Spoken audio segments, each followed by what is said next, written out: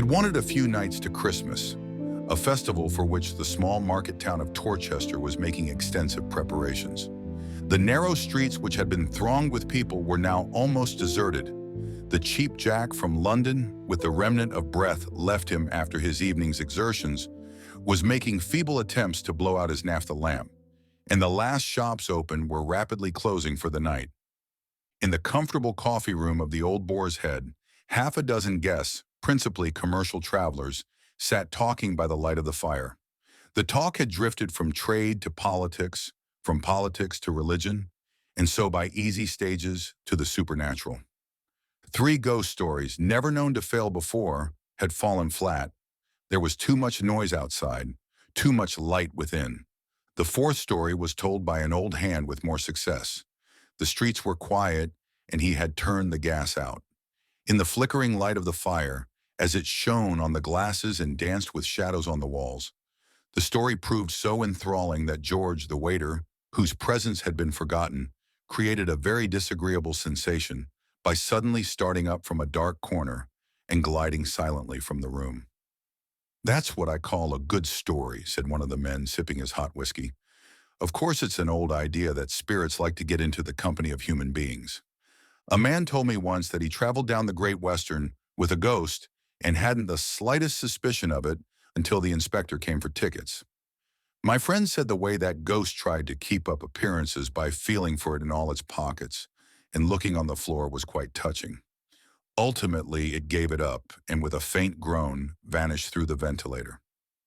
"That'll do, Hurst," said another man. "It's not a subject for jesting," said a little old gentleman who had been an attentive listener. "I've never seen an apparition myself, but I know people who have, and I consider that they form a very interesting link between us and the afterlife. There's a ghost story connected with this house, you know." "Never heard of it," said another speaker, "and I've been here some years now." "It dates back a long time now," said the old gentleman. "You've heard about Jerry Bundler, George?" "Well, I've just heard odds and ends, sir," said the old waiter, "but I never put much count to 'em. There was one chap here what said he saw it, and the governor sacked him prompt." "My father was a native of this town," said the old gentleman, and knew the story well. "He was a truthful man and a steady churchgoer, but I've heard him declare that once in his life he saw the appearance of Jerry Bundler in this house." "And who was this Bundler?" inquired a voice. "A London thief, pickpocket, highwayman, anything he could turn his dishonest hand to," replied the old gentleman. "And he was run to earth in this house one Christmas week some 80 years ago. He took his last supper in this very room, and after he had gone up to bed a couple of Bow Street runners, who had followed him from London but lost the scent a bit, went upstairs with the landlord and tried the door. It was stout oak and fast, so one went into the yard, and by means of a short ladder got onto the windowsill, while the other stayed outside the door. Those below in the yard saw the man crouching on the sill, and then there was a sudden smash of glass, and with a cry he fell in a heap on the stones at their feet. Then in the moonlight they saw the white face of the pickpocket peeping over the sill, and while some stayed in the yard, others ran into the house and helped the other man to break the door in. It was difficult to obtain an entrance even then, for it was barred with heavy furniture, but they got in at last, and the first thing that met their eyes was the body of Jerry, dangling from the top of the bed by his own handkerchief." "Which bedroom was it?" asked two or three voices together. The narrator shook his head. "That I can't tell you, but the story goes that Jerry still haunts this house, and my father used to declare positively that the last time he slept here, the ghost of Jerry Bundler lowered itself from the top of his bed and tried to strangle him." "That'll do," said an uneasy voice. "I wish you'd thought to ask your father which bedroom it was." "What for?" inquired the old gentleman. "Well, I should take care not to sleep in it, that's all," said the voice shortly. "There's nothing to fear," said the other. "I don't believe for a moment that ghosts could really hurt one. In fact, my father used to confess that it was only the unpleasantness of the thing that upset him, and that for all practical purposes, Jerry's fingers might have been made of cotton wool for all the harm they could do." "That's all very fine," said the last speaker again. "A ghost story is a ghost story, sir. But when a gentleman tells a tale of a ghost in the house in which one is going to sleep, I call it most ungentlemanly." "Pooh, nonsense," said the old gentleman, rising. "Ghosts can't hurt you. For my own part, I should rather like to see one. Good night, gentlemen." "Good night," said the others. "And I only hope Jerry'll pay you a visit," added the nervous man as the door closed. "Bring some more whiskey, George," said a stout commercial. "I want keeping up when the talk turns this way." "Shall I light the gas, Mr. Malcolm?" said George. "No, the fire's very comfortable," said the traveler. "Now, gentlemen, any of you know any more?" "I think we've had enough," said another man. "We shall be thinking we see spirits next, and we're not all like the old gentleman who's just gone." "Old humbug," said Hurst. "I should like to put him to the test. Suppose I dress up as Jerry Bundler and go and give him a chance of displaying his courage." "Bravo," said Malcolm huskily, drowning one or two faint no's. "Just for the joke, gentlemen." "No, no, drop it, Hurst," said another man. "Only for the joke," said Hurst somewhat eagerly. "I've got some things upstairs in which I am going to play in the rivals, knee breeches, buckles, and all that sort of thing. It's a rare chance. If you'll wait a bit, I'll give you a full-dress rehearsal entitled Jerry Bundler, or The Nocturnal Strangler." "You won't frighten us," said the commercial with a husky laugh. "I don't know that," said Hurst sharply. "It's a question of acting, that's all. I'm pretty good, ain't I, Summers?" "Oh, you're all right, for an amateur," said his friend with a laugh. "I'll bet you a level sov. You don't frighten me," said the stout traveler. "Done," said Hurst. "I'll take the bet to frighten you first and the old gentleman afterwards. These gentlemen shall be the judges." "You won't frighten us, sir," said another man, "because we're prepared for you. But you'd better leave the old man alone. It's dangerous play." "Well, I'll try you first," said Hurst, springing up. "No gas, mind." He ran lightly upstairs to his room, leaving the others, most of whom had been drinking somewhat freely, to wrangle about his proceedings. It ended in two of them going to bed. "He's crazy on acting," said Summers, lighting his pipe. "Thinks he's the equal of anybody almost. It doesn't matter with us. But I won't let him go to the old man. And he won't mind so long as he gets an opportunity of acting to us." "Well, I hope he'll hurry up," said Malcolm, yawning. "It's after 12 now." Nearly half an hour passed. Malcolm drew his watch from his pocket and was busy winding it, when George, the waiter, who had been sent on an errand to the bar, burst suddenly into the room and rushed towards them. "He's coming, gentlemen," he said breathlessly. "Why, you're frightened, George," said the stout commercial with a chuckle. "It was the suddenness of it," said George sheepishly. "And besides, I didn't look for seeing him in the bar. There's only a glimmer of light there, and he was sitting on the floor behind the bar. I nearly trod on him." "Oh, you'll never make a man, George," said Malcolm. "Well, it took me unaware," said the waiter. "Not that I'd have gone to the bar by myself if I'd known he was there, and I don't believe you would either, sir." "Nonsense," said Malcolm. "I'll go and fetch him in." "You don't know what it's like, sir," said George, catching him by the sleeve. "It ain't fit to look at by yourself. It ain't, indeed. It's got the— What's that?" They all started at the sound of a smothered cry from the staircase and the sound of somebody running hurriedly along the passage. Before anybody could speak, the door flew open and a figure bursting into the room flung itself gasping and shivering upon them. "What is it? What's the matter?" demanded Malcolm. "Why, it's Mr. Hurst."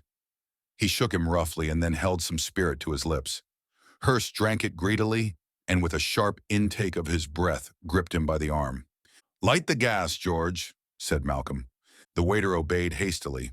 Hurst, a ludicrous but pitiable figure in knee breeches and coat, a large wig all awry and his face a mess of grease paint, clung to him, trembling. "Now, what's the matter?" asked Malcolm. "I've seen it," said Hurst with a hysterical sob. "Oh, Lord, I'll never play the fool again. Never." "Seen what?" said the others. "Him, it, the ghost, anything," said Hurst wildly. "Rot," said Malcolm uneasily. "I was coming down the stair," said Hurst. "Just capering down. As I thought, it ought to do. I felt a tap." He broke off suddenly and peered nervously through the open door into the passage. "I thought I saw it again," he whispered. "Look, at the foot of the stairs. Can you see anything?" "No, there's nothing there," said Malcolm, whose own voice shook a little. "Go on. You felt a tap on your shoulder. I turned round and saw it, a little wicked head and a white dead face. Pah! That's what I saw in the bar, said George. Or it was. Devilish.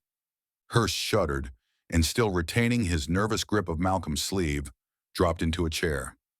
Well, it's a most unaccountable thing, said the dumbfounded Malcolm, turning round to the others. It's the last time I come to this house.